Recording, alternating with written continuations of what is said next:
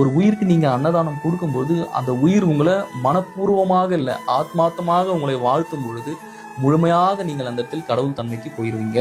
அப்படி அன்னதானம் செய்யும்போது நீங்க கடவுள் தன்மைக்கு நீங்க போகும்போது உங்களை சுத்தி இருக்கக்கூடிய எந்த கர்மா வேணாலும் இருக்கட்டும், அது எல்லாமே இறைவனும் பிரபஞ்சமும் சுத்தமா உங்களுக்கு செயல்படாத அளவுக்கு அது தடுத்து நிறுத்திடும். ஆனா நான் சொல்ற மாதிரி நீங்க அன்னதானம் பண்ணாதீங்க. பலனை எதிர்பார்த்து தயவு செஞ்சு அன்னதானம் பண்ணாதீங்க. நான் இவங்களுக்கு அன்னதானம் பண்ணேன்னா என்னுடைய கர்மா போயிடும், நான் இவங்களுக்கு அன்னதானம் கொடுத்தேன்னா என்னுடைய தலைமுறை நல்லா இருக்கும் அப்படின்ற நோக்கத்துல மட்டும் பண்ணாதீங்க. நீங்க ஆப்போசிட்ல இருக்கிற ஒவ்வொருத்தரும் ஒரு உயிர், ஒவ்வொன்றும் ஒரு ஆன்மா, அது பசியினால வாடுது.